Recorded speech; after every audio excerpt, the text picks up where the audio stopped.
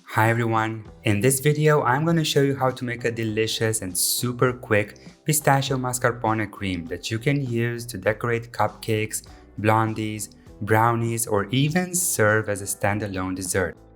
To 150 grams of cold mascarpone, I'm adding 25 grams of powdered xylitol.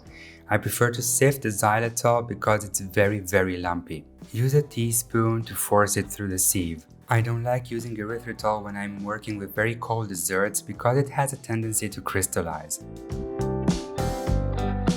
Use a soft silicone spatula to mix the mascarpone with the xylitol until the mixture is fluffy and soft. There's no need to use a mixer just yet. Then it's time to add 50 grams of pure unsweetened pistachio paste. Continue mixing with the spatula until you have a homogeous mixture. And the last ingredient, 150 milliliters of very cold whipping cream. At first, mix it in with the spatula until your mixture is homogeous and fluffy.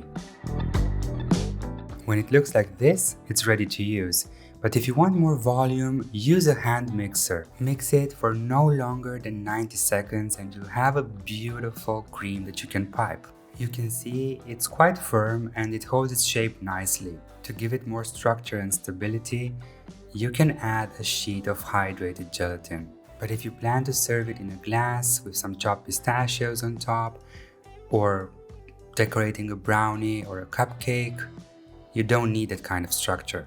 To make it as smooth as possible and ensure that it pipes beautifully, massage it with your spatula before you pipe it.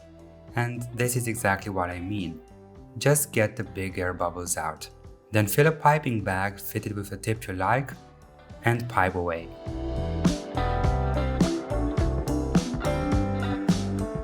To make sure it holds its shape, especially if you didn't add gelatin, keep it in the fridge until you serve it.